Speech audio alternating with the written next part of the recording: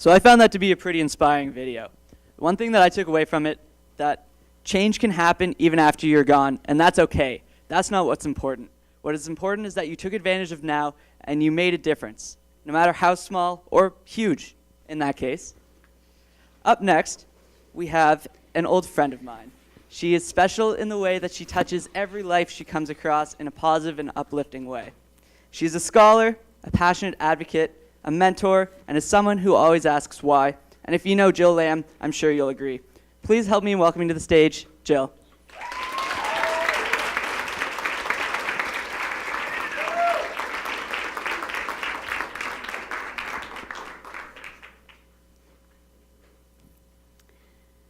Think back to that time as a child, when you were full of curiosity and continuously asking your parents, why? Why is the bug flying? Why must I drink this glass of milk? Why do I have to wash my hands after I just made that bomb mud castle? These questions may have annoyed your parents at first, but what they didn't realize are these are the exact moments we can pinpoint your first spark of creativity. These moments have, over time, transformed your unique style of thinking and shaped you into the person that you are today.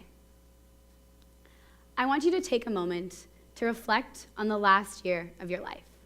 Close your eyes. Think back to this time last year.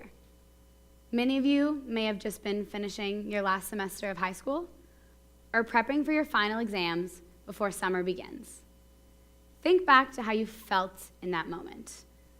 Were you excited, tired, unhappy, not happy with your progress, unmotivated to continue on your journey? Open your eyes. Many of you may have felt content with where you were, but a big part of being human is that we're always seeking for more fulfillment, looking further than what we've achieved in our academic careers. I want you to take a moment and get out your delegate box.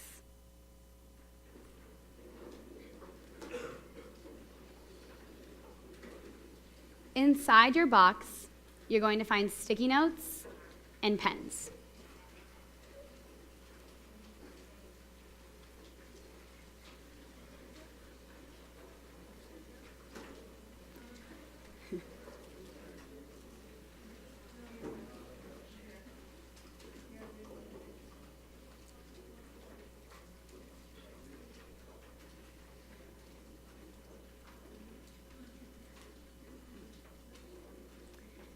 Many of you that know me may know that I typically don't call myself your typical student, and I credit my experiences to always allowing myself to ask why.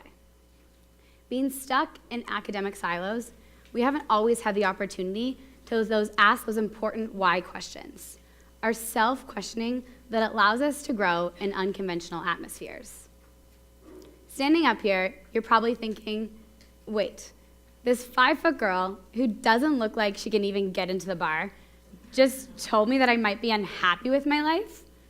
I know, how dare she? Rude. But it's a truth that I've learned throughout my experiences, and hopefully after I share them with you, you're going to learn something too. So now that we've taken out our delegate boxes and the sticky notes, I want you to take the first 4. On these first 4 sticky notes, I want you to write down things that you think suppress your unique style of thinking.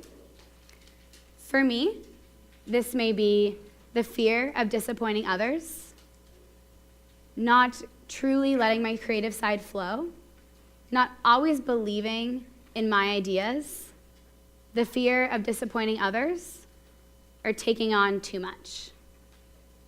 Have we all had a chance to think about those 4 things? Head nods from the audience would be great. Okay, keep going and just listen if you haven't done that yet. If you have, I want you to take back out your delegate box. I want you to take the sticky notes and put them on each side of the box. Once you've done this, I want you to pick that box up in your hands. And even if you hadn't had a chance, that's okay. Just start thinking about those things that you believe suppress you. Now pick that box up, and in your hands, look at it. Look at how perfectly structured this box is, how it almost looks indestructible, and that the only way to open up this box is that if you open it up and tear it down. Similar to allowing our creative sides to flow, we need to open up our own boxes and throw away those ideas that suppress us. So if you've had a chance to put those sticky notes on your box, I'm now going to ask you to rip them off, crumple them up, and throw them away. I know, I'm making you work. Okay. We've ripped them up, we've crumpled them away, we've opened up our minds, so now it's time to move on to your next sticky note. On that sticky note, I want you to write down 1 to 2 things that excite you. For me, this may be children, cultures, research, language, traveling, dogs. I promise I like cats too, cat people out there. Have we had a chance to write down those 1 to 2 things that excite us? Thumbs up, head nod, heck yeah from the audience. Okay, awesome. Okay, so we figured out what suppresses us. We've got our mind thinking about those things that excite us. So let's tie them into passion, pursuing your ambitions, understanding why other people's opinions are valuable, and getting your butt out of that darn box. First and foremost is fear. The fear of what others think of you. I'm not telling you that you're gonna stop caring about what people think of you day to day. We are all human. But start focusing on your happiness and what you truly care about. There's always gonna be people out there that tell you that they may not like you or the things you do and challenge your process of thought. Remember, that's fine. Because when we walk across the stage and into the workforce post-graduation, we're gonna be working with people from all aspects of life. Instead of dwelling on this, embrace it. We all have our own unique style, and when we come together to the table, we challenge each other, and therefore this allows us to challenge ourselves and our own process of thought. Be respectful of this and other people's opinions. What truly matters is that you need to be comfortable with your style of processing of thought, and don't let others tell you what you can or cannot do. Unless it's the police or your mom, you should probably listen to them.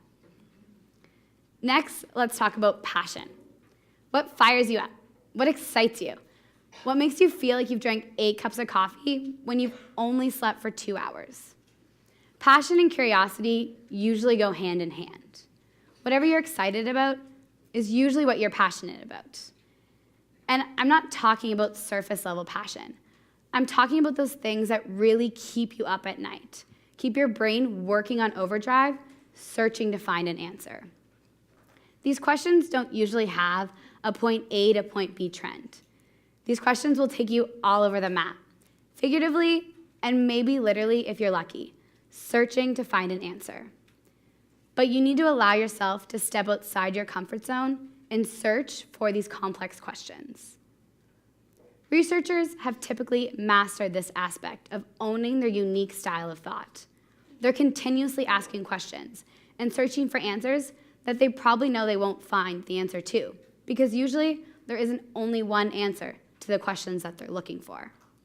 They've mastered the art of collaboration and working with others towards their common goal, something that we should all strive towards in life. Because I hate to break it to you, but you're probably not the only person out there with the billions on this planet that are passionate about the same thing.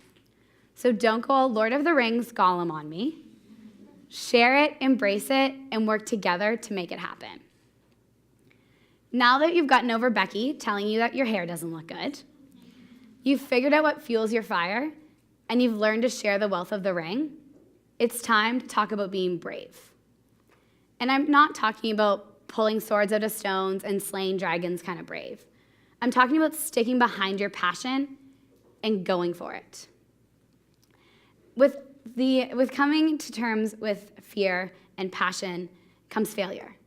And accepting failure is an art in itself. However, the faster you accept failure, the quicker you can move on from it. Standing up here, you're probably thinking, she's giving a TED Talk. How can she talk about failure? But I'm up here because, boy, have I failed. I've lit a lab on fire, not once, but twice.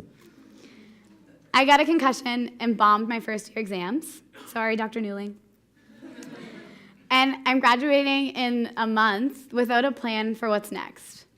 Instead of dwelling on what some will and have called colossal failures, I've learned, embraced, and accepted each one. I realized working in a lab, something I thought I was passionate about, isn't actually for me. That my grades and my degree do not define what I can do in this big, wide world we live in, and that I'm taking next year as a chapter to learn more about myself and who I am. Is that going to be doing handstands every day or working in a coffee shop talking to customers? Who knows? Ask me again next year. But the beauty of this is that I'm always working towards an upward trajectory, challenging myself, stepping outside my comfort zone, learning new skills that I can take with me into the workforce. All of these aspects of life. Never taking yourself too seriously, knowing when to switch passions when one isn't working out for you anymore, and not allowing yourself to conform to the societal pressures floating around you are all important. However, none of this would be worth it or even doable without our fourth point, surrounding yourself with positive peers, mentors, and pals.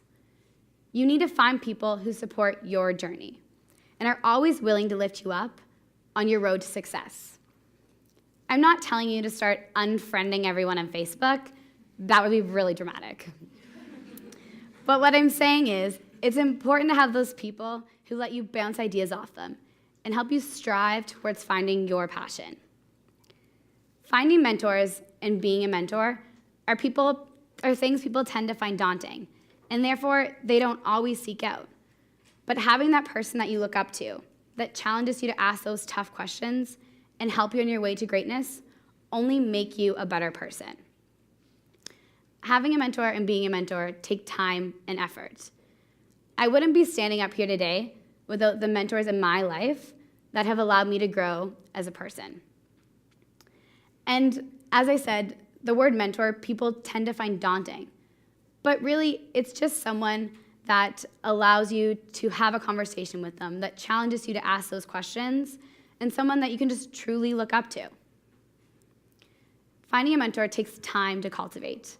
And similar to asking someone on a first date, you need to make the first effort. You need to step outside your comfort zone. Ask them for coffee.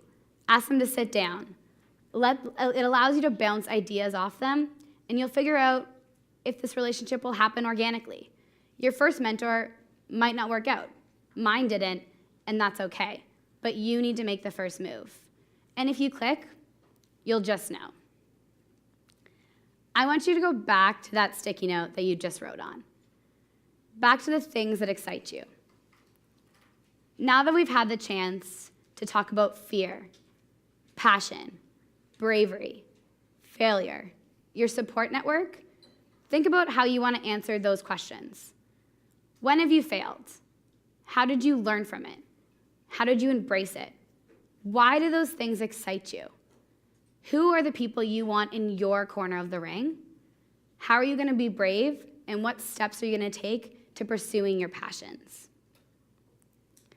Now that we've discussed all this, I want to tell you a quote from a woman who I might even call myself a mentor, who said to me once, "Jill, finding your passion is like someone trying to lose weight. They often say, 'I want to lose weight,' which is great if that's going to make them happy. But the complex question that they need to be asking is, how do I keep that weight off once I lose it?" Going back to all of your exciting things that you wrote down, keep thinking about this and remember it. And remember that a quick solution to the problem isn't usually the answer people are really seeking, but remember that what excites you and allows you to grow, looking back in 5, 10 years, you're not going to remember the complex things and the challenges you had. You're going to remember what you did, and trust me, that's definitely going to be worth it.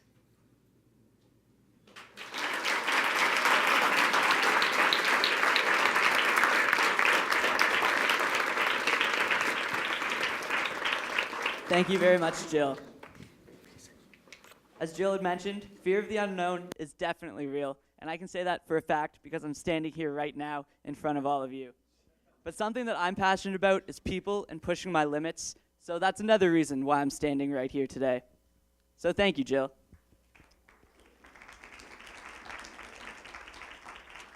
So coming up shortly is lunch. And I don't know about you, but I'm fairly excited for lunch. Our lunch today is sponsored and presented by the UNB Technology Management and Entrepreneurship Department, so please take this opportunity to go out there and network. Before you go, I still want to mention that the thought wall is up there, so if anything has stood out to you over the last few presentations, please feel free to add to that. Also, if you want to, you can bring those sticky notes out and add them to our thought wall. The safe room, 100A, is still available in the back corner if you so feel that you would like to take a break. Oh, see, this is the fear coming in. Anyways, we'll be resuming at 1:30 with the next presenter, so please be ready for the second half of the day. Thank you, guys.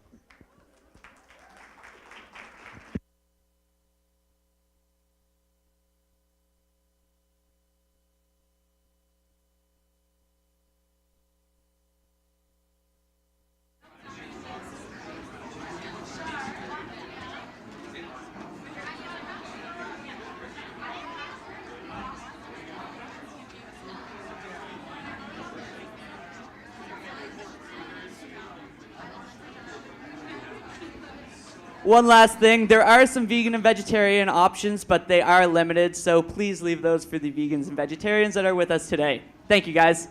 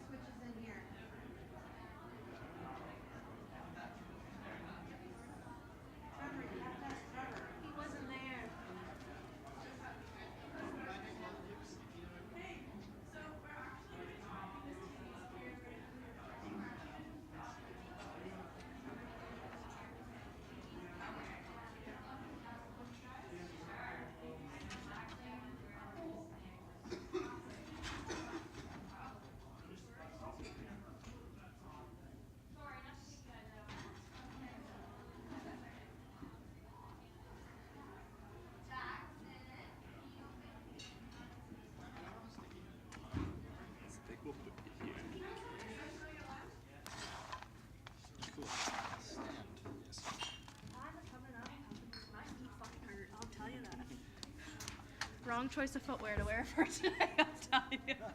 Okay, so the mic's here, right? No, we'll plug it right in. What?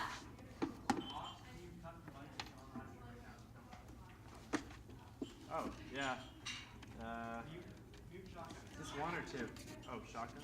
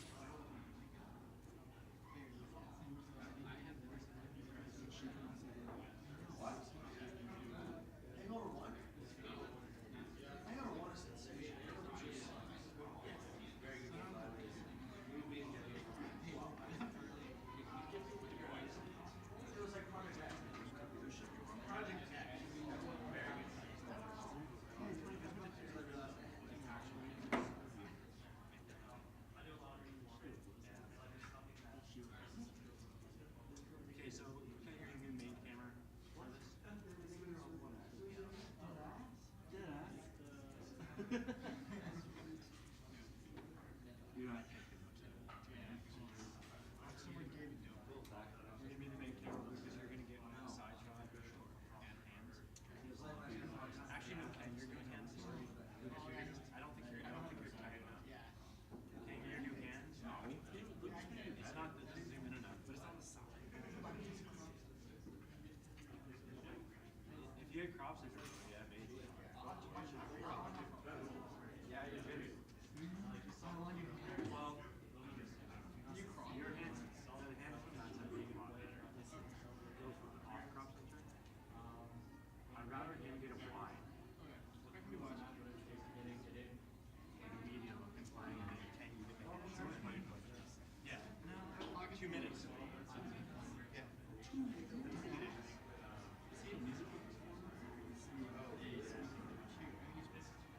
Oh, Ken, I was going to tell you, it was pretty, there wasn't much with the guitar act. When they get on the guitars, can you, you get on the iPad? Yeah, I'll give Mackenzie a drink. So yeah, it's not mine, the one that's super big. It's not worth it.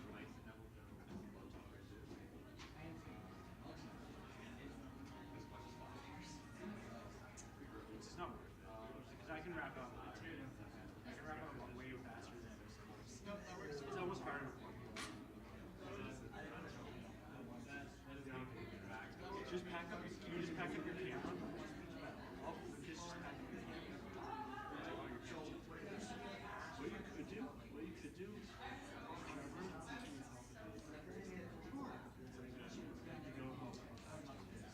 Trevor asked you to try to do it. Because they would only be one person. And Trevor's just going to nice, that's way better. Yeah, for sure. I very clearly put it in Facebook. Okay, you have enough. It's not individual.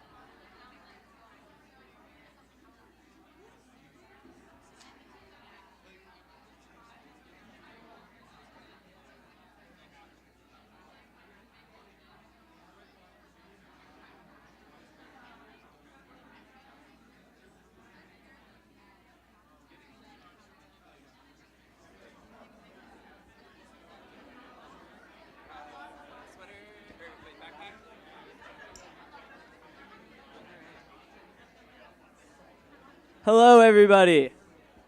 First of all, we'd like to thank the TME department and Sodexo for the awesome lunch.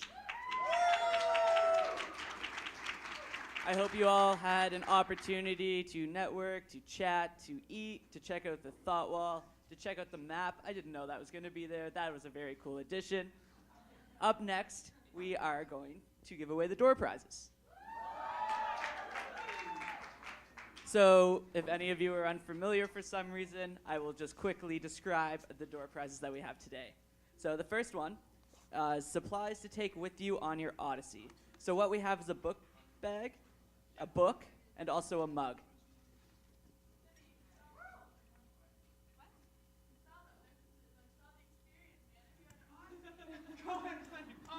These prizes are sick. Thank you very much. So if you guys are all ready, we're going to draw the prize, and whoever we call, please come on down and collect your prize. Go, go, go, go, go, go! I can't reach it. Oh, sorry. Just reach it and grab it. All right. 0, 2, 1, 4, 1, 7, 2. Woo! Awesome. Yeah, come on down and we can give you all of your prizes.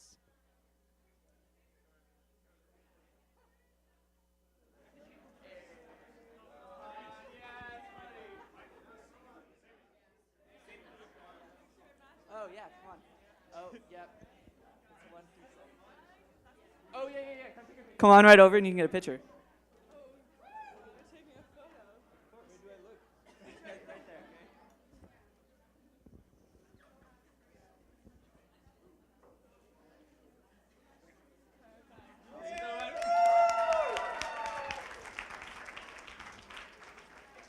So up next, to complement the first prize, we have supplies to capture your Odyssey. So for this, we have the photo printer and the film. Wow. Awesome. So if you have your tickets ready,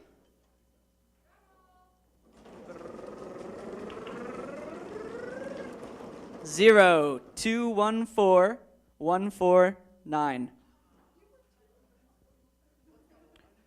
2. Yeah. Awesome. Congratulations.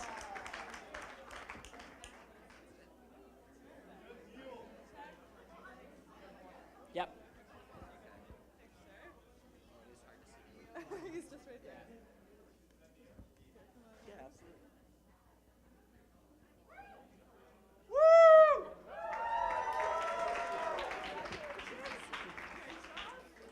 Awesome.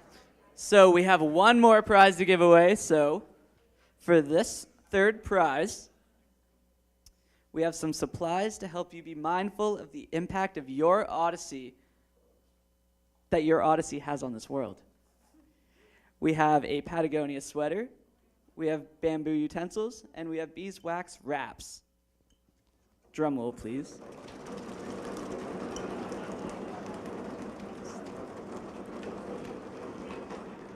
All right. 0, 2, 1, 4, 1, 5, 1. 1, 5, 1. Right there? Perfect. How about a round of applause? Is it wondering if you can promote the after party right now? Sure. Yeah.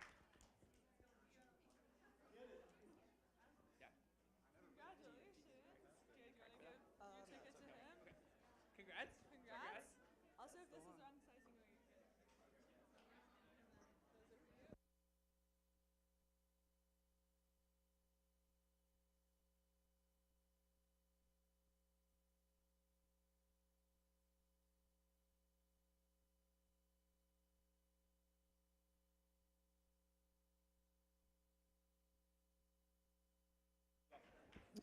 And those aren't all of our door prizes. However, they are all of the door prizes that we're giving away at the moment. But if you hold on to your tickets, we'll be giving away some more later. Woo! And also, after this, there will be an after party here from 9 to 11, I believe. Is that correct? Awesome. Perfect. So I hope to see you guys all there. And there's an after at the social club.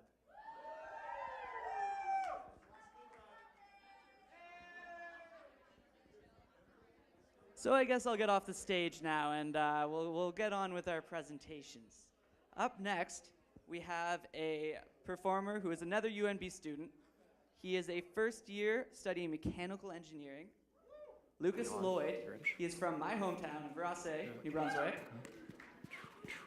His topic today is harmonizing music and understanding. He will cover some of the ways that he's used music in his life to help bring him up when he has been down. And he will talk a little bit on how he has shifted his views from memorization and knowledge to truly understand what is going on when he's playing music. Please send a warm welcome to our next musical performance by Lucas Lloyd.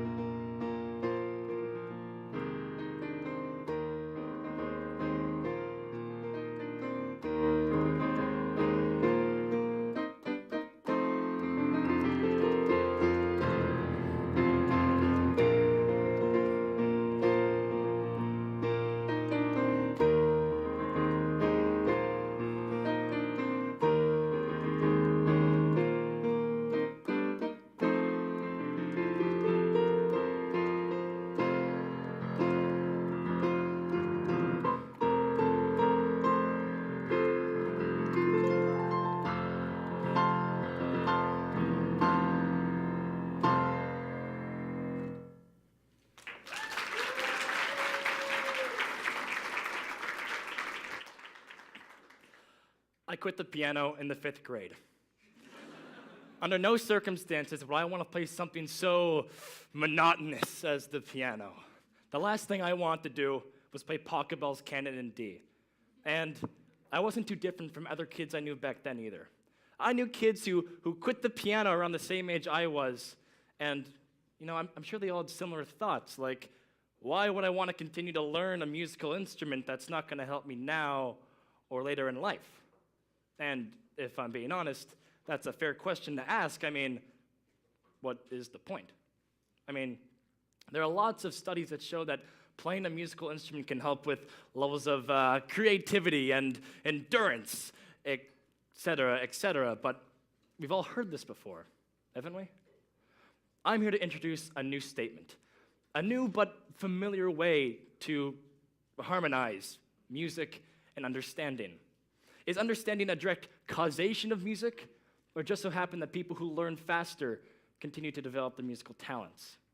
Just a correlation, not related.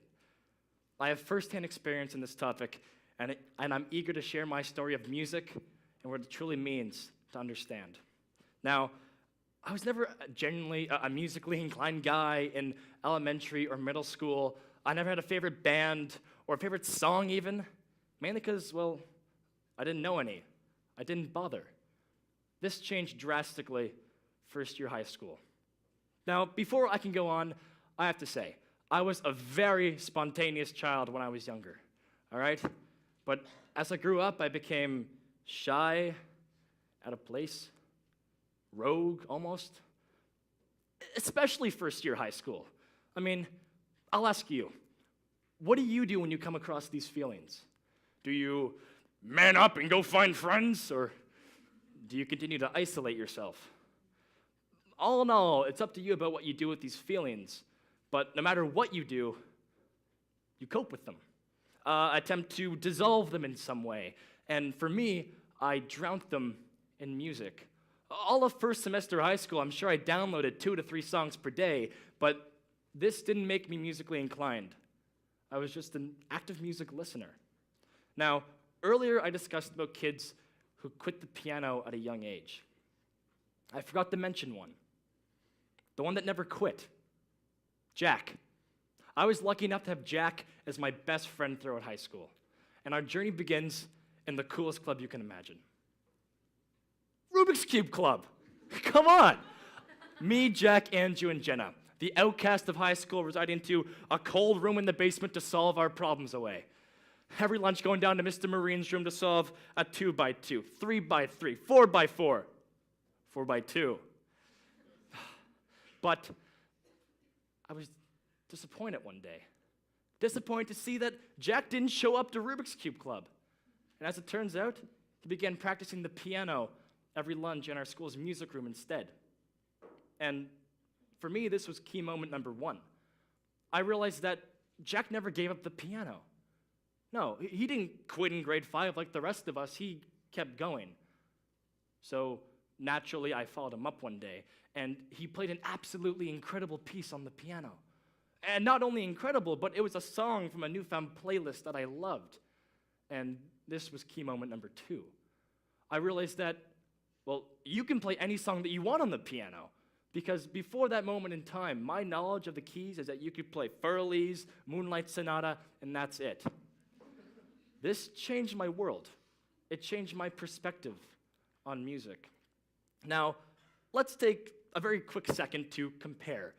Jack was always a very talented guy, you know, could always solve the Rubik's Cube faster, had high grades in school, and amazing pianist. A kind of guy who likes to train his brain. Now, compared to me at the time, could never solve the Rubik's Cube as fast as Jack, didn't play piano, and couldn't even maintain high grades in school. Now, for me, this begged the question of why? Why? Well, I'll tell you, there's a clear and definite difference between knowing and understanding. If you take a Rubik's Cube, for example, and you memorize all the different possible combinations, all the different possible solutions to those problems, well, I guarantee you, you're going to be able to solve a Rubik's Cube. But this isn't understanding. I mean, if you take a Rubik's Cube and you formulate your own solutions based on what you know works and what doesn't, taking your past knowledge and applying it to the cube, well, you're going to be able to solve a Rubik's Cube. And this was the difference between me and Jack. I solved problems through memorization, while Jack solved problems through understanding the situation and applying his past knowledge. Understanding the situation and applying his past knowledge. You see, when Jack played the piano, he didn't just memorize where his fingers go on the keys. You see, he truly understood why he was playing certain notes. Now, if you look at Bach, all right, he didn't just memorize a piece of Beethoven's Moonlight Sonata and make it his own musical creation. Now, if you look at Pachelbel, he didn't memorize a piece of Chopin's Chopsticks and tweak it just a little bit, but then make it his own musical creation. No, these composers, Beethoven, Bach, Chopin, they all understood why the melodies they created harmonized heavenly together. In the same way, Jack made his own algorithms for the Rubik's Cube and wrote his own songs on the piano. Now, I find especially when children are first learning the piano when they're younger, they'll memorize the musical staff, and they'll memorize where their fingers are supposed to go in correspondence to the notes on the sheet music. But after so much memorization, it gets boring. It gets so boring, and this is why children quit the piano around the age of 10 or 11. And this also explains why Jack never quit. You see, Jack found ways to implement his past knowledge and apply it to the piano to make it fun and enjoyable for himself. Now, in the 9th grade, a couple months after Jack inspired me to pick up the piano, we decided to perform in our school's Night of the Arts and perform a piano blues improv duet. Now, when it was our turn to perform, I went to the bottom half of the piano, and it was my job to memorize and play the blues scales.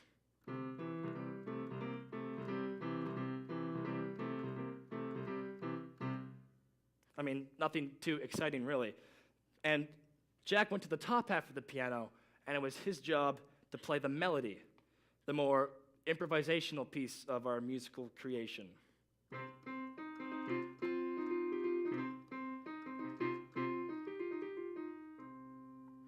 A little bit more exciting.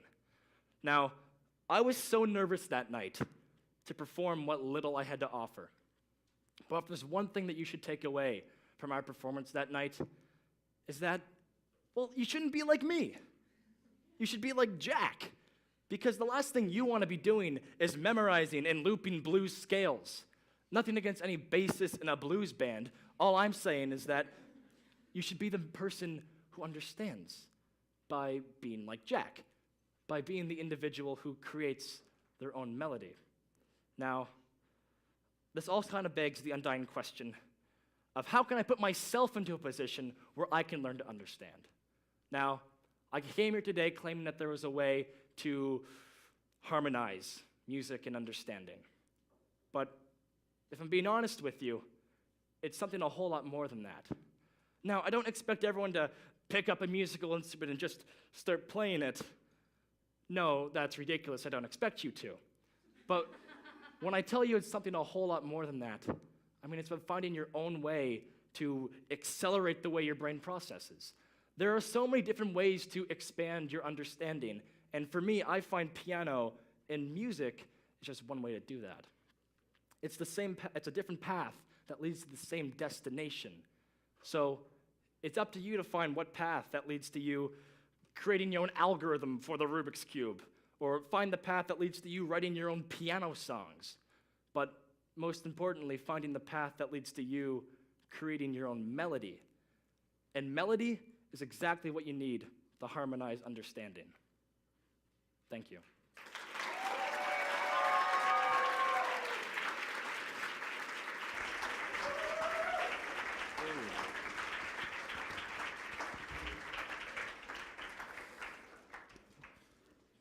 Thank you, Lucas. You're truly a great musician, great speaker, great Rubik's Cube solver.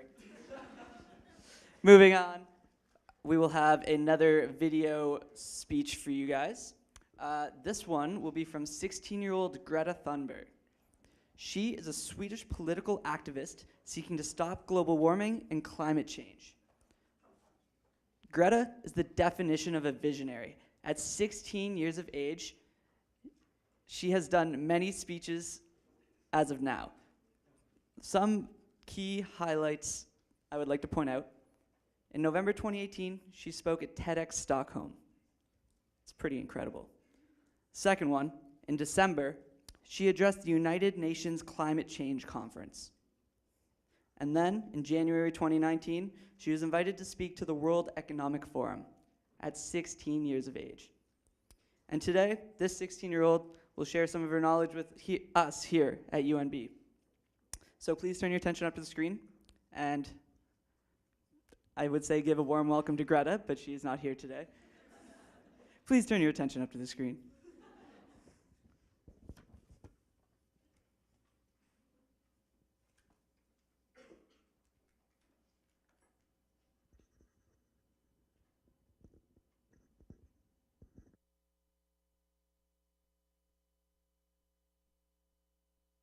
Change.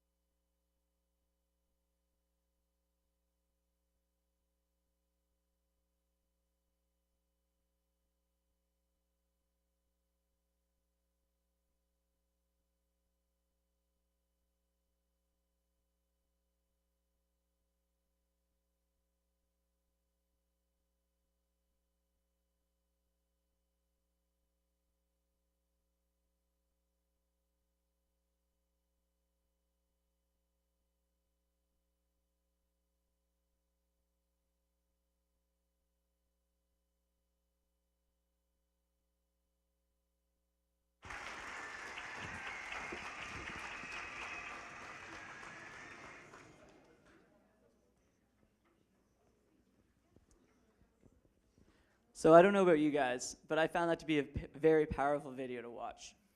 And I hope that some of the key messages resonated with you and that you keep them in the back of your mind going forward with the rest of the day and the rest of your life. One that stood out to me was when she mentioned, one thing we need more than hope is action. Be the change that you want to see, and that is your responsibility. Our next speaker is Andy Byting. Andy is a published author and also a leader in both thought leadership and content marketing. He has delivered countless workshops and keynote presentations to countless entrepreneurs, business moguls, business leaders, and marketers. And as a marketer myself, this is one of the presentations I've been looking forward to today. So please give me a hand. Please.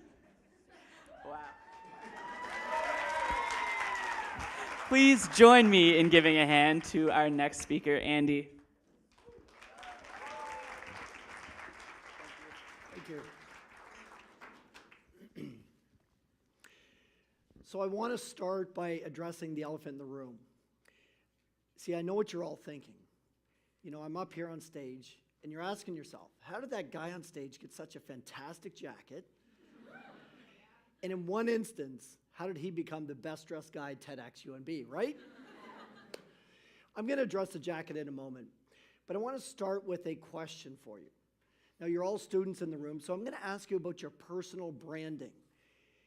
How are you putting your personal brand and marketing that out into the world? Now, I'm willing to guess that many of you, when you think of your own personal branding, you might think of your Facebook page, maybe your LinkedIn profile, that's a good one. Maybe a blog that you wrote that you started a couple of years ago. Perhaps maybe it's even a white paper or a report that you wrote during university. But I'm going to challenge you for a moment because I'm willing to bet that many of you have never even given it one thought, your personal branding. Now, I want to challenge you on that approach because I'm willing to bet, in a few years, you're going to be out in the marketplace and you're going to be applying for your first dream job in your area of specialization, in your area of expertise that you've studied for so long. And when you apply for that job, you're not going to be the only one applying for that job. There's going to be others. You're going to have competition. And I'm willing to bet that if I asked them what they did for their personal branding, I'd probably hear this. Well, I might think of my Facebook page, my LinkedIn profile. That's a good one. Maybe they wrote a blog. They started a blog a couple years ago. Perhaps they wrote a white paper or a report while they were in university. Or perhaps, like you, they didn't even give it one thought. And if that's the case, all things being equal, because I'm willing to bet that many of them are just as smart and qualified as you are, and if all things are equal, what makes you to stand out from your competition? And this is where the jacket comes in. What makes you become the yellow tulip in the sea of red? So I'm going to tell you a little story. I grew up in family business. My mother and father started a retail home and garden center in the 80s. It was a good business, provided a great living. My siblings and I, we worked in the business. We worked hard for many, many years, but we were able to bear the fruits of our labor, and we had a great living, and it was a good business. And then it happened. Big box store moved in. I'm sure you've heard the story. For us, it started with Walmart. Then Home Depot and Costco, they all came into our marketplace and started taking market share away from our business. About this time, I was getting into business. I was taking over from my father, and it was tough. And there were many, many years that it felt like we were working harder for less money. It was around that time that I was fortunate enough to meet a business mentor and advisor of mine. His name is Vern Harnish, and he taught me this concept. He said, Andy, you need to own the ink in your industry. He said, if you want to stand out in the marketplace and be positioned as an authority in your marketplace, as the expert, you need to own the ink in your industry. Whatever your customers are reading, have it come from you. That learning, that teaching that he gave me reminded me of a quote that my father told me when I first started in business. And he read to me, he said, the secret to success is to know what you're doing and be known for what you know. You see, we knew what we were doing. We were good at advising people in their gardens, helping them make their landscape beautiful, helping them with their home decor. We were good at that. What we lacked was to become known for what we know. And that's where that saying of own your ink, we took that and we really gravitated and really embraced that. And we started publishing quarterly newsletters that we would mail out to our customers. The newsletters evolved into a magazine that we published, again, to give gardening tips and advice to our customers so that they looked at us as the expert. About this time, internet marketing became a thing. Yes, I did graduate from university before the internet was around. But internet marketing became a thing, and we started with email marketing. Eventually, that turned into social media. Our favorite platforms were Facebook and YouTube.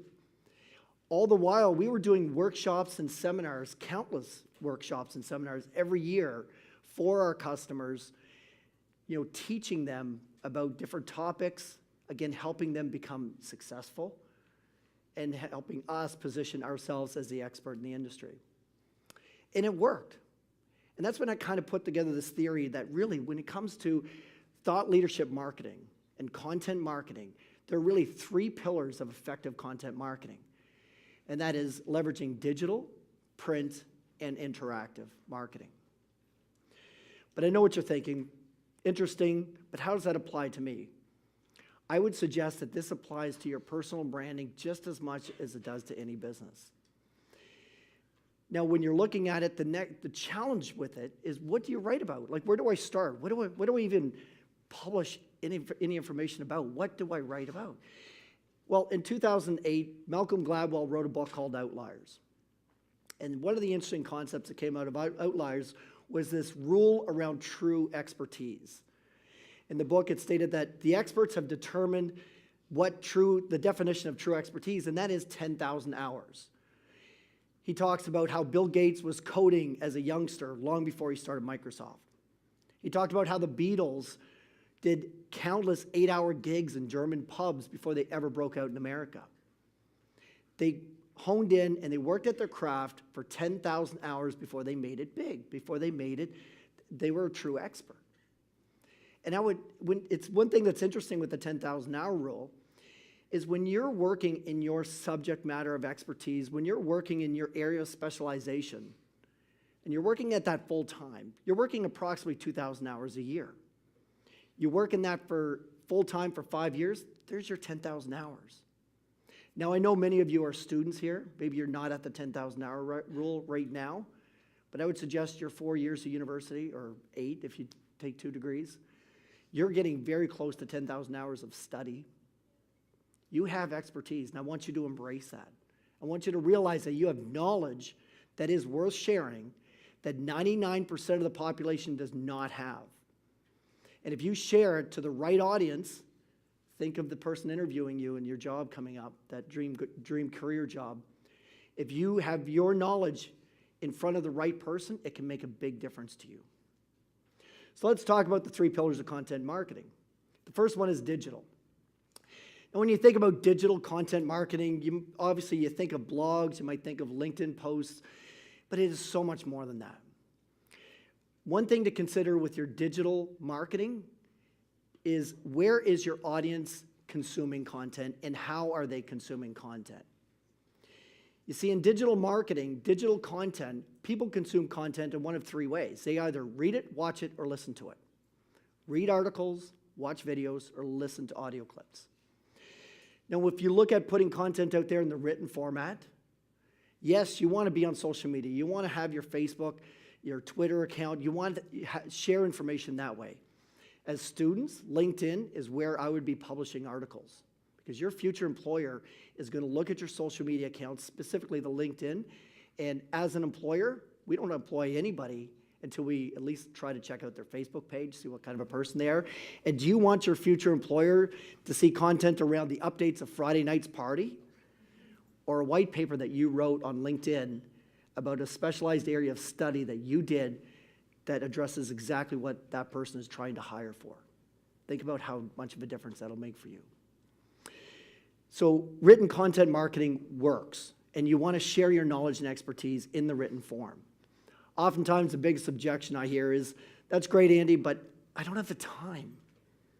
Well, I call BS on that a little bit, because I'll give you a little hack that'll allow you to do this very easily. Leverage ghostwriters. If you're not a writer, I'll tell you myself, I believe I have knowledge and expertise worth sharing. I am not an English major, and if I were to write an article, it would take me 3 agonizing hours, and it would be very poor quality, and nobody in this room would want to read it. However, I will use the recording app on my smartphone, rant into that 5 or 10 minutes, I send it to my ghostwriter. A day later, I have an article written for me. A few edits, and it's posted. It's out there. Anyone can be a published author in their own right online. Leverage ghostwriter. If you're going to do video, video is great for content marketing, by the way, because video is the most engaging form of content marketing. It's engaging because it engages your audience with 2 senses, visual and audio. However, video has its drawback as well, because not everybody will consume your content in video format. And when you think about it, if you see a video in your LinkedIn or Facebook feed, what's the first thing you do? You see a video that might be interesting, you look at the time. And either subconsciously or consciously, you ask yourself, do I have 3.5 minutes to invest in this video or not? And sometimes the answer is no. The downside of that is if the answer is no, that video will not be consumed because chances of them finding that video or coming across it again are pretty small. So video does work well, but it's not the be-all, end-all. And if you do video, do yourself a favor. Make sure you have a good webcam. Of course, that goes without saying. Think about the lighting. Make sure you have some lighting in front of you, not over top head lighting that casts shadows on your eyes. And God forbid, how many people have a video with a nice big window behind them so they just look like a silhouette at best? Think about your video. And the final little trick is make sure you use a lapel mic. Oftentimes when you watch a video and you think, wow, that wasn't a really good video, a really well-produced video, it's often the audio, the quality of the audio that will make all the difference. So it's a few little hacks. Also, leverage freelancers to help you produce and edit it, and you'll have professional videos. Now, audible content is interesting because podcasts have been around for a long time, but they've really grown in popularity in recent years, mainly because audio content is the only content you can consume while doing other activities. I personally love audio content because I can consume it when I'm driving home from work. I'm going to the gym doing a workout or doing work around the house. So don't discount audio content. The second pillar of content marketing is print. Now I know what you're thinking there. Why in the world, in an age where everything is digital, why would you do print marketing? I'll tell you there's a few reasons. Interestingly enough, last year, Forbes Insight and Deloitte put out a study, and they basically said that if you are only putting content out there in digital format, you are alienating 50% of your audience. Because for everyone who wants to consume content online, there's another person that wants to consume it in print. The study also goes on to say that anything found in print is more credible and has more longevity than anything found online. Now, when you think about it, you're in that job interview, and it's between you and another candidate. You're both equally as qualified. And that candidate shows or directs the interviewer, you know what, check out my Facebook page or my LinkedIn page, this or my blog. This is where I put my content. Versus you who show up and you say, oh, by the way, here's an article that I had published in a trade journal that addresses the exact same thing that person's hiring for. Who do you think has more credibility? Print is not dead. In fact, it is even worth more now than it was years ago because it's becoming more scarce. But it still instills the authority and the credibility that comes only with print. The other way you could do print is not just publish content and submit it to trade journals or industry magazines to get it in print, but also write a book. How many people here have considered writing a book? You should. You should. It doesn't have to be in a big elaborate book. You've seen mine, 80 to 100 pages. You can get your points across. I love the quote from Mark Cuban, who wrote a book. His book is 67 pages. He said, I don't have anything more to say. All I have to say, all my expertise is in 67 pages. That's great. Again, you can leverage ghostwriters, designers, editors to help you publish your book. But if you're in a job interview, going for a marketing job, let's say, and you say, oh, by the way, I published a book on marketing, here, I'll give you a copy. Tell me now who's the yellow tulip and the sea of red. Tell me now who's the expert in front of them. And it's no longer a question of should I hire you or the other person. It's, can I afford you? That becomes the discussion. So that's the second pillar. The third pillar is interactive marketing. Interactive marketing is any time that you're addressing your audience face-to-face, in person. It can be phone calls, it can be one-on-one, like in interviews, or it can be like what I'm doing right here, right now, which is doing presentations. This is interactive marketing.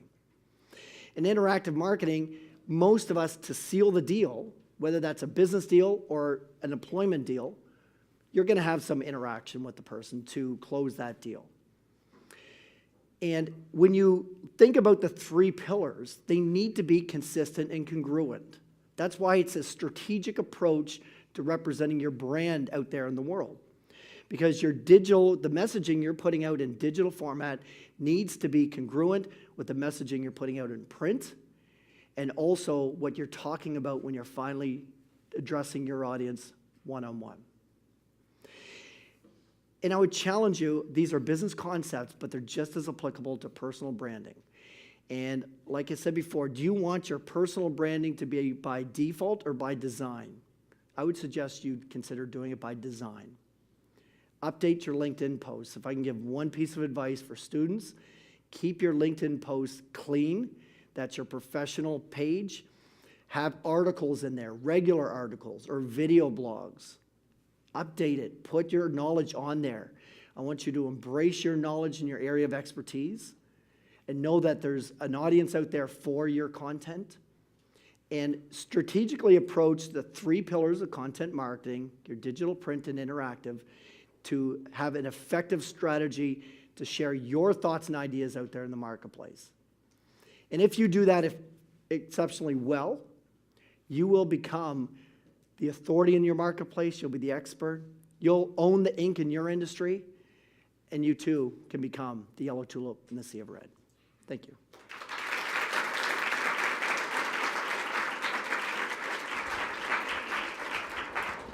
Thank you, Andy. Thank you, sir. Something we actually talk about in my degree a little bit is your personal branding, but it's not very often that you have an expert here sharing some tips on how to actually improve that. And believe it or not, all of you here today, you are building your personal branding. You're here expanding your horizons, trying to learn something new. Every single day, you're actually working on your personal branding, whether you know it or not. If you're at the cellar with some friends, that's networking. If you're at the sub, you're working towards a goal. Regardless, you're building your personal brand. Up next, we're going to do something a little bit different. Us here at TEDx UNB, we wanted to engage with the delegates because, after all, this is a day for you. So what I would like to do is ask if you have anything that you would like to share that you've learned or that anything that resonated you from any of our performances or speakers so far today. If you just could raise your hand and I'll come give you the mic and you can share it with the rest of us. That would be great.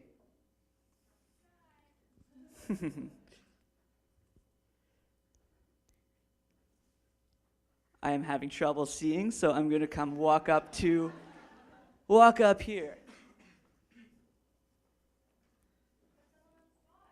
Put someone on the spot. Oh, I like this. Hello, Madison Barstow.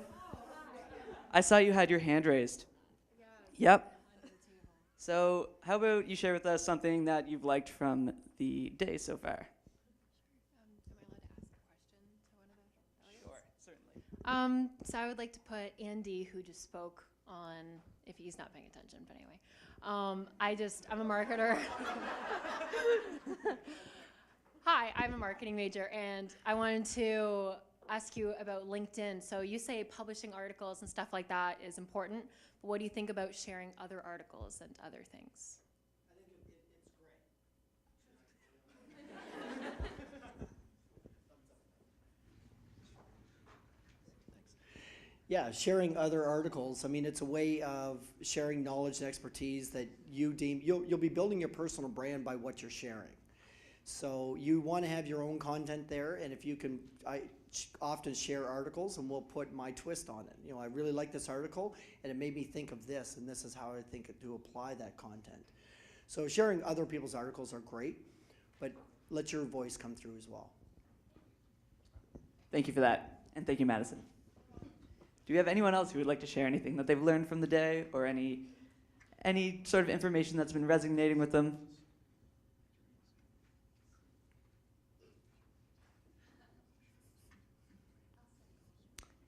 Great, thank you. I just wanted to say that it's really interesting to see everybody here and excited to learn new things and new opportunities. Yeah. A round of applause for you, the amazing delegates that made today possible. Thank you all. I'm going to go for at least 2 more, so don't worry. We have one right up here, Director Christian. So, for those who don't know, Lindsay flew in from Costa Rica on Friday and is staying at the Delta for the weekend. So just big round of applause for Lindsay for taking time to come down to Fredericton, New Brunswick. And if you have any recommendations on what she should do during her time in Fredericton, be sure to talk to her after. I already recommended for her to go to the Muse. So I heard the Cellar and I heard the Shake Shack. All right, let's go for one more. Come on. I know for a fact we've had some pretty crazy speakers today.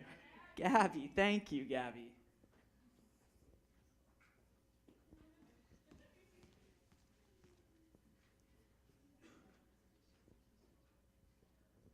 I guess I just really wanted to say I really enjoyed Lindsay's talk, and it's made me really excited to follow my passion and made me really secure in my decision to decide to follow marketing instead of accounting this year. So, thanks, Lindsay.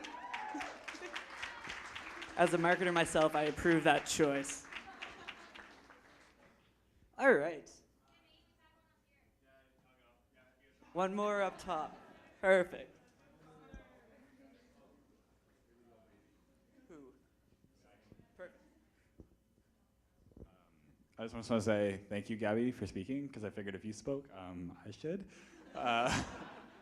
So I just want to say thank you to Lucas, wherever he is. I think it's pretty, thanks Lucas. I think it's pretty impressive to see that a first-year mechanical engineer got up on stage and presented such an amazing talk, and that everyone here in this room is so young as we are. I think it's pretty exciting to see what we're all going to be able to go, or where we're all going to end up in the future, and what we're going to be able to accomplish, either individually or together. So, thanks.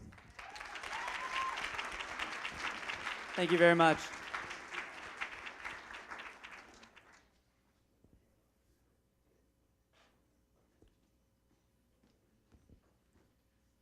So next, we have a presentation that will tie into building your personal brand. This presentation will be on living authentically. So in a day and age where social media, I know everybody in here for a fact has social media, it's so easy to judge your life compared to everyone else's based off what you see on the screen. So I would like to introduce Luc Couture. He is our next speaker, and he is an excellent example of living authentically. He's a recent MBA grad from the University of New Brunswick in St. John. And as a fun fact about Luc, he currently lives and is training in St. John. When he is not giving TED Talks, he's an aspiring Olympic athlete. Right? So please welcome to the stage, Luc.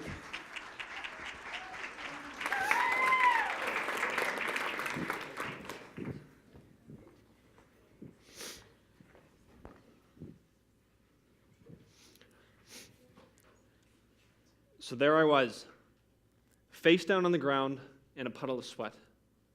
My badminton racket tossed carelessly beside my right shoulder, my head throbbing to settle my heart, beat by beat by beat.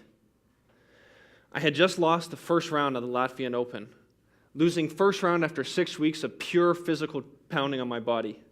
I couldn't believe it. I've always believed sport to be a direct parallel to life. You start off as this innocent, unmolded creature. You move, you make a mess, you learn, and you grow. Just when you think you have it all figured out, you face challenges and complexities that will make you wonder why you started in the first place. Sometimes you get the job promotion you're working towards. Sometimes you have a tall Baltic man mopping your sweat into a corner. In the end, you must adapt and keep going forward. I have spent the last 10 or more years of my life as a full-time badminton athlete. I have met and sponged information from dozens of world champions and CEOs. I have read, studied, and been generally observant of people as a whole. The only sense I have made of the world is that the world makes no sense at all. But my talk today is not about our differences. It is about our similarities. While I certainly don't claim to have the answers to either sport or life, I have observed a single consistency to getting what you want in both. That consistency is living authentically. I'd like to make the contention today that being authentic is not just a virtue, it's a performance strategy. In other words, it's not just some elusive do-good principle that gets you through the pearly gates. I believe it is in fact the fuel to getting more of what you want out of life, and perhaps one of the most overlooked aspects of performance. To live authentically means being authentic in three separate but interrelated ways. Authentic with yourself, authentic with others, and authentic with the world. I'd like to share with you three defining experiences in my life that have helped me cultivate this philosophy.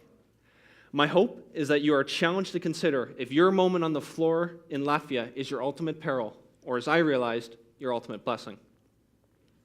First, be authentic with yourself. When I was a kid, I was completely obsessed with professional sports. For me, it was hockey in the winters and baseball in the summers. I was totally compelled with the idea of becoming a professional athlete, even though I had absolutely no clue or skill of how to get there. In fact, some of my earliest childhood memories are playing catch on the street with my father. That's why July 1st, 2003 was a day I'll never forget. It was a scalding hot Canada July day. Like any other summer day, I got on my bike and went for a ride around the block. My dad went for the same route by foot. I came back home, showered, and just hung out around the house. After several hours, panic began to set in when he had not returned. That's when cars started rolling up the driveway. About halfway through his walk, my dad had had a massive heart attack. They rushed him to the hospital, but it was too late. Despite the swarm of family and friends around me, I was completely crushed. To have someone you love so close to you one minute and then completely gone the next, it was devastating. Having that experience is like funneling your way through a thick fog and you just can't find your way out. I felt an overwhelming combination of sadness, loneliness, and straight up anger. While the moment was defeating, it did, however, teach me one very important lesson. Life is short, and you need to seize every single moment, or it will slip away from you. When I moved on to high school, I had a lot of pent-up negative energy from that experience. It's really here that my obsession with sport turned into action. My interest grew from just hockey and baseball to volleyball, soccer, badminton, and just about anything I could get my hands or feet on. I felt sports was such a great outlet for me, turning that negative energy into something positive. And I can vividly remember many days sucking wind running through the woods and just using that pent-up energy as fuel to push me faster. In high school, I was a good overall athlete, but I wasn't great at any one sport. I didn't have anyone approaching me, asking me what my plans were for next year, asking me to play hockey down in the States. I didn't have anyone from the national team calling to see what I was doing next year. Heck, I didn't even have a regular practice schedule. Because no one was putting a path directly in front of me, I made a critical mistake. I began to believe a path did not exist. As I got to my last year of high school, all I heard was, "Luke, you have to grow up, you have to get a job, you have to move on with the real world." I was completely broken by this. Get a job. Who wants a job? Doesn't anyone else think that I can be an athlete? With no path in front of me and no one really around me telling me I could do it, at 18 years old, I felt I had no choice but to quit all sports. I applied for a couple universities and committed to moving on from the idea of becoming a professional athlete. In making this decision, I felt like I had swallowed poison. I felt so young to be giving up on my dreams.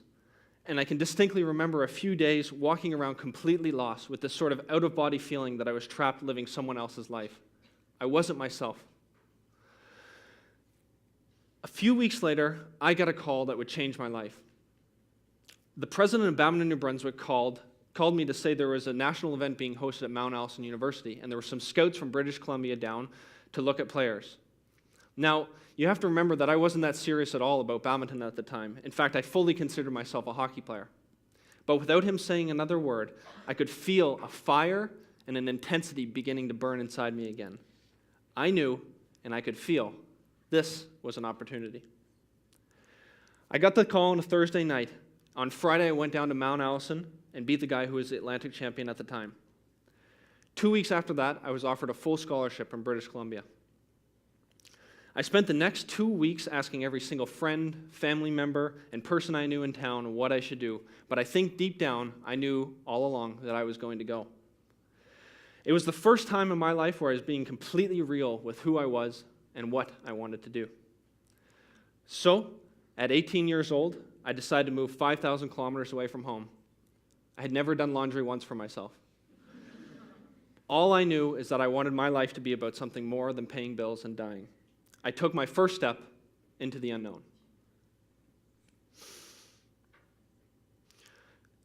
2, authentic with others. So, I get to Vancouver Island University, and I'm completely mesmerized by the world around me. I have these tall, rolling mountains that I find myself running every morning at the crack of dawn.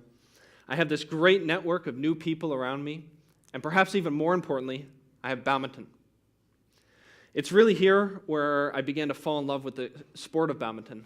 I was exposed to a much higher level than I had ever seen before, and I just fell in love with the skill and pure athleticism of these elite athletes.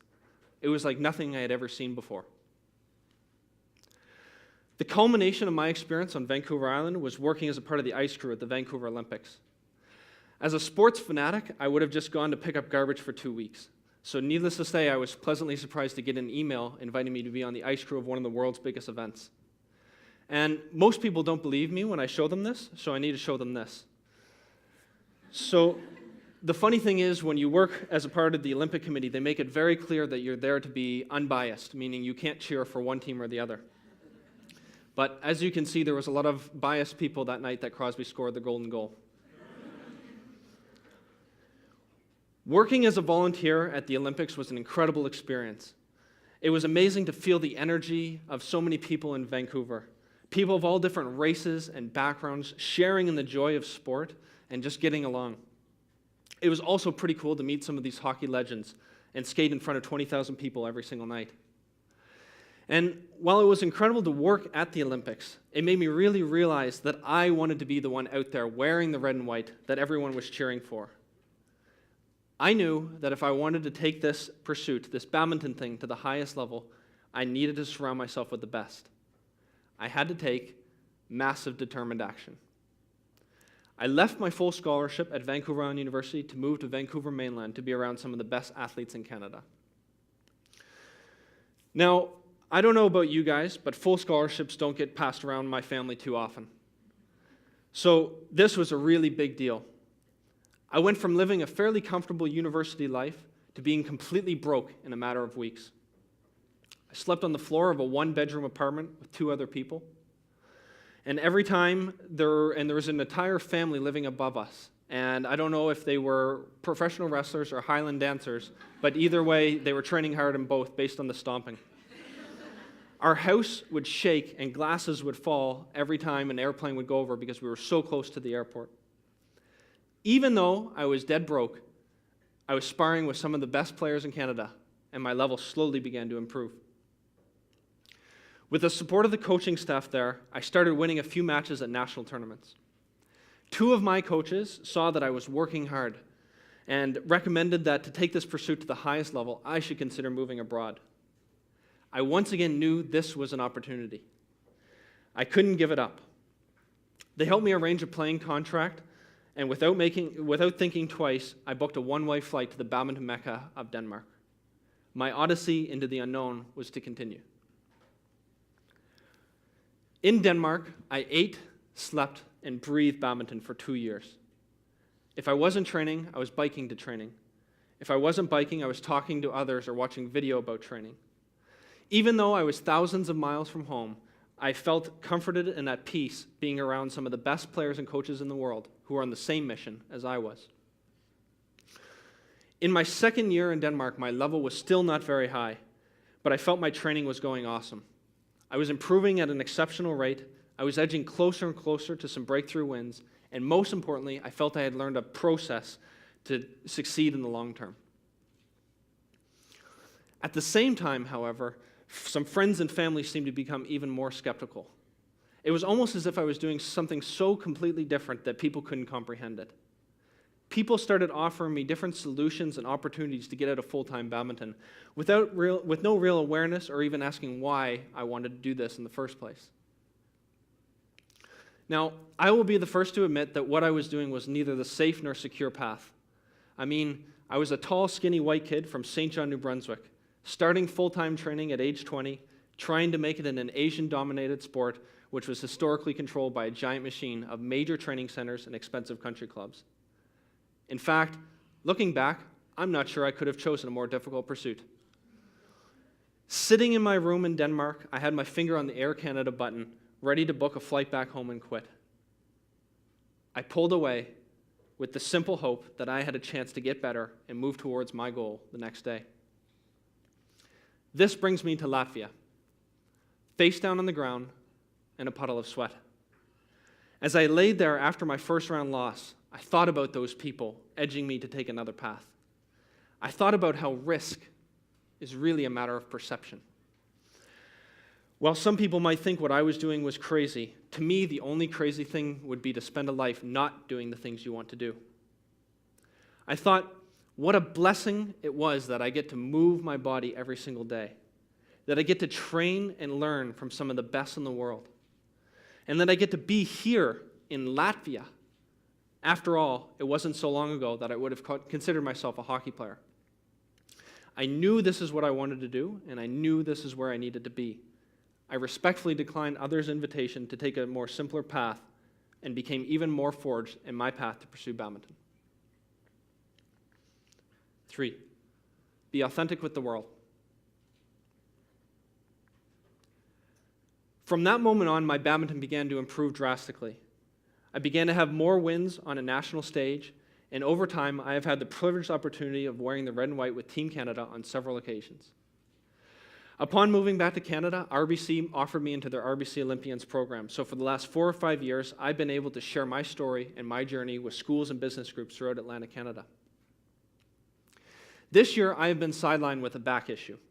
Now, for a guy that's used to training twice a day, it has been beyond frustrating to not be out there training as much. But it has really helped me sit back and look at these things with a wider perspective. I think that being authentic with myself and others really helped me start and stay on the path, especially in face of some pretty uncomfortable situations. But as I look back over the years, I've realized that my best performances have always come on days when I was being completely authentic with the world.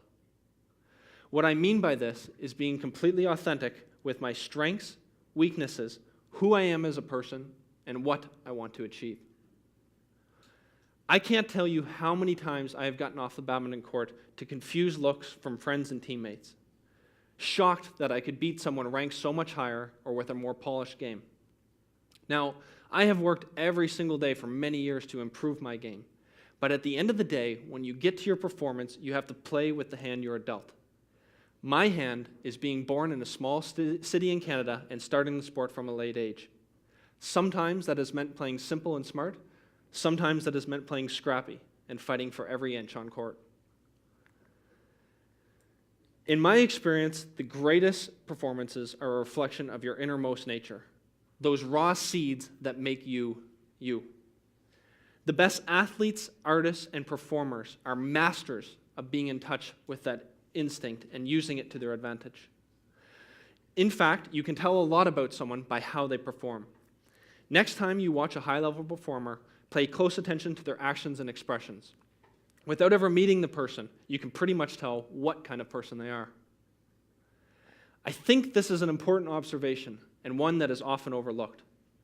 In the world of sport development, we are often focused on the science and mechanics of development, following very specific protocols and using data to mold our athletes. Much more rarely are we in touch with who they are as people, how they are feeling, and what their unique capabilities really are. I would say this is fairly representative of society as a whole. I mean, school takes up the majority of our lives when we are young. We follow very specific course outlines. We try to meet provincial and national standards and hope to sneak in a good GPA. But how much time do we really spend investigating ourselves, writing out and plotting our life goals, exploring different forms of intelligences, and testing who we think we are and if we should even be in school in the first place? The point I am trying to make here is that your optimal state of performance is reflective of who you are as a person. This applies not just to sports and education, but to just about every aspect of life. Businesses that succeed are ones that have a deep understanding of what they do well, what they don't do well, and the unique value they bring to customers. Relationships that succeed are ones built on a foundation of trust and honesty. The key, then, to getting the most out of these different aspects of life is to first spend the time figuring out who you are and what you want, and secondly, having the courage to follow it along the path. The people that I know who found that unique ability and stuck with it are the ones I see living exciting and fulfilling lives several years later.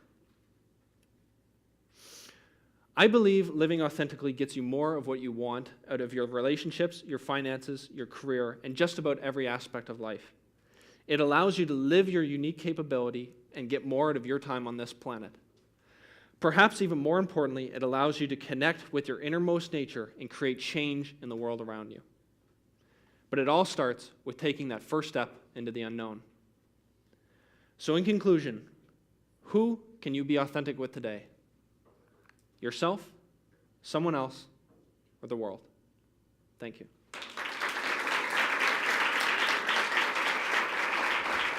Thank you, Luke, for sharing your stories with us. Thank you. Working on being authentic is something that always can be improved upon. So I've been taking serious notes this whole presentation. Thank you. Up next, we have our final musical performance of the day, Ben and Jerry. Although they are not associated with the ice cream whatsoever, they do have some similarities where they will leave you wanting more. Some background on the speakers. Ben came to Canada 3 years ago and has been playing music since the age of 8. He is a UNB student, and he is right here. And Jerry migrated to Canada in 2012, and he has been doing music for 6 years. They are both students here at UNB. Jerry studying computer science, Ben studying arts, and now they will be doing a musical presentation. Thank you.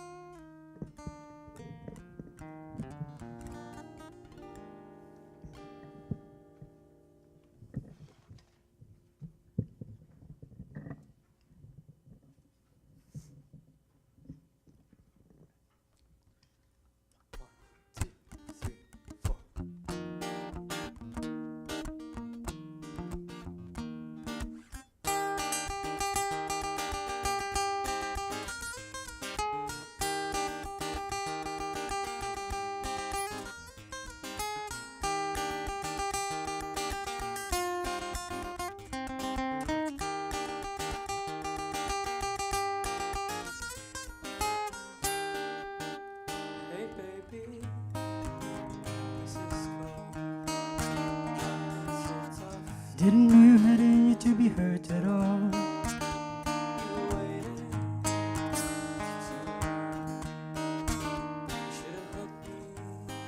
before I put my raincoat on. Okay, I get it.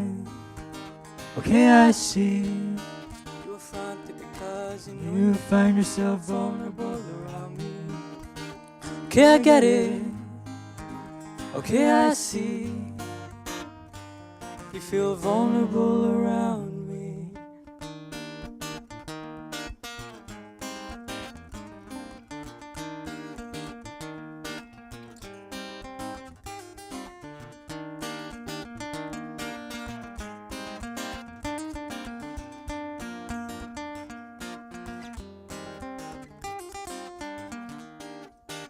Hey baby, what's going on? You lost control and you lost your tongue. You left me deaf in my ear. Nothing you can say is gonna change the way I feel. Okay, I get it. Okay, I see. You were fronted because you knew you found yourself vulnerable around me. Okay, I get it. Okay, I see. You're still too close to your boundary. You wanted nobody around to see. You feel vulnerable around me.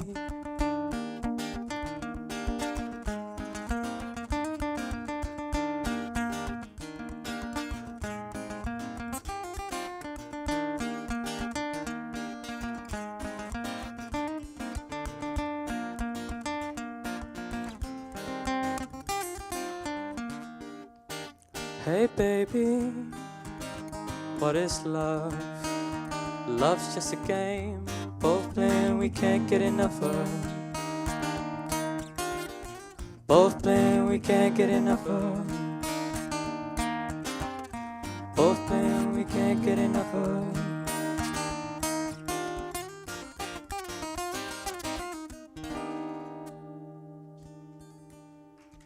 Thank you very much.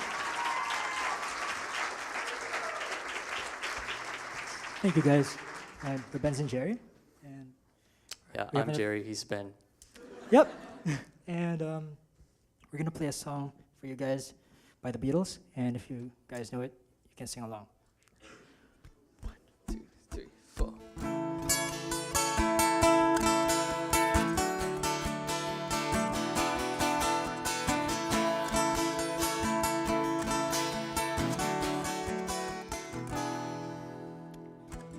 Here comes the sun, doo-doo-doo-doo. Here comes the sun, and I say it's alright. Little darling, it's been a long, cold, lonely winter. Little darling, it's been like years since it's been here. Here comes the sun, doo-doo-doo-doo. Here comes the sun, and I say it's alright.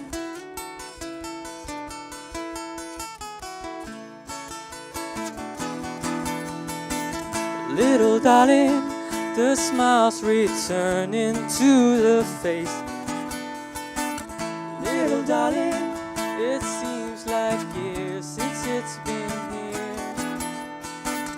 Here comes the sun, doo-doo-doo-doo. Here comes the sun, and I say it's alright.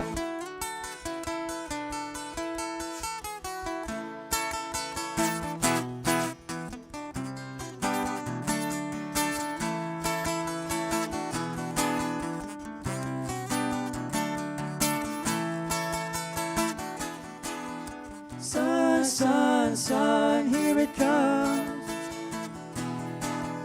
Sun, sun, sun, here it comes. Sun, sun, sun, here it comes. Sun, sun, sun, here it comes.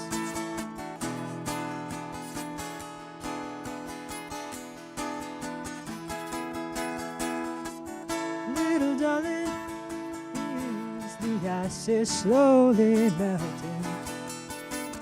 Little darling, It seems like years since it's been clear. Here comes the sun, doo-doo-doo-doo. Here comes the sun, and I say it's alright. Here comes the sun, doo-doo-doo-doo. Here comes the sun, and I say it's alright. It's alright.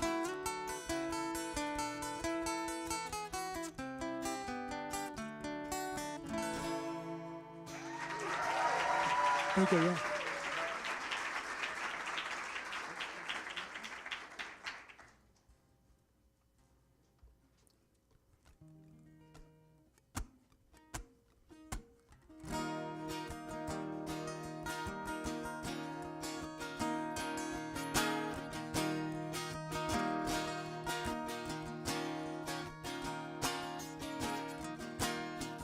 There is freedom within.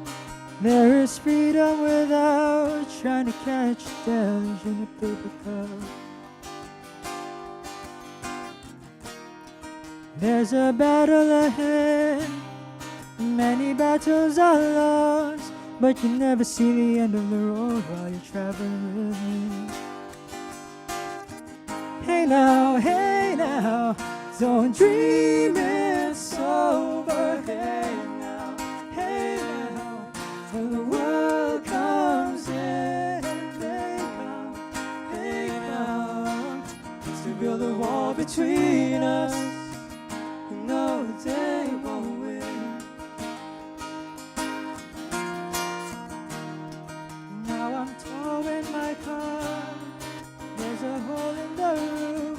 My possession is causing me suspicion, but there's no proof. In the paper today, tales of war and of waste, but you turn right over to the TV page. Hey now, don't dream it's over. Hey now, when the world comes in, they come to build a wall between us. You know they won't win.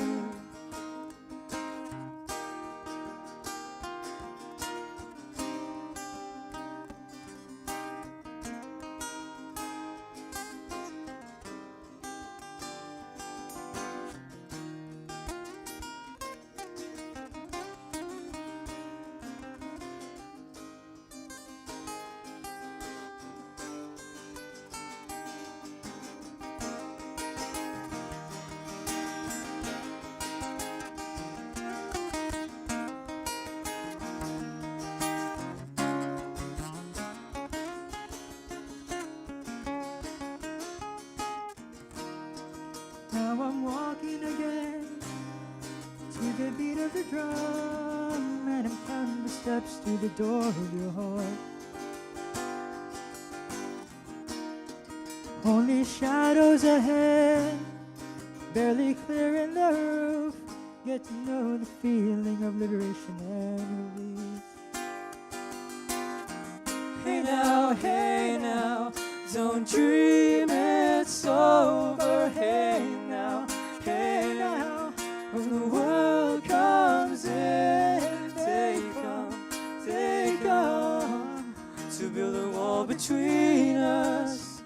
We know they won't win.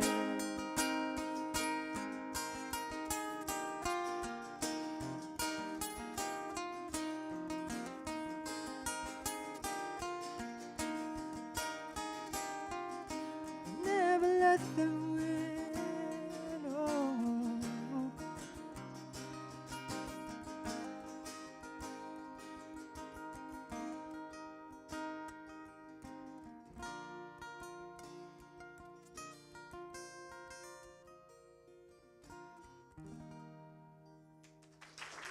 Thank you very much again. Thank you.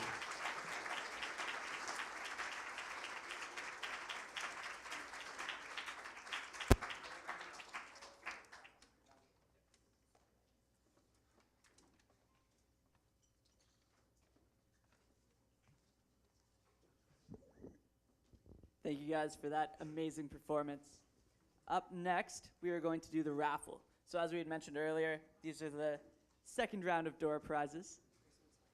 And Grace is going to come up here and explain exactly what they are. All right. So what did everybody think of the day?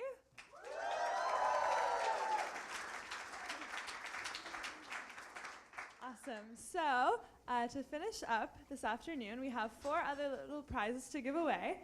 So as hopefully you found out by now, our theme for today is Odyssey. I'd hope. So hopefully that's not news to anyone.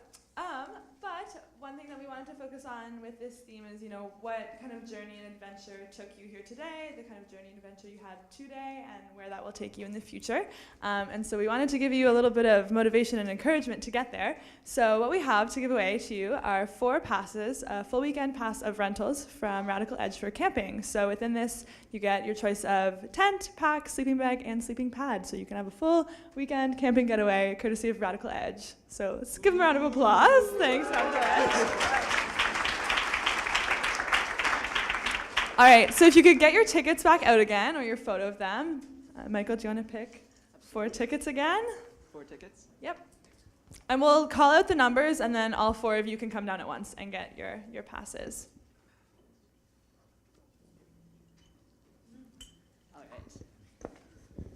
All right.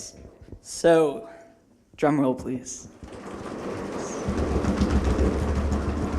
The first ticket, number 0214238.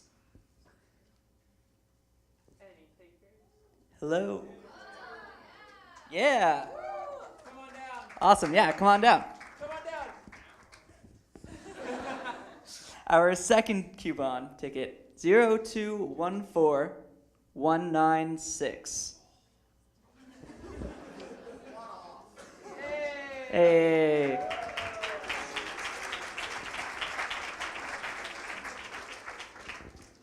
Our third ticket, 0214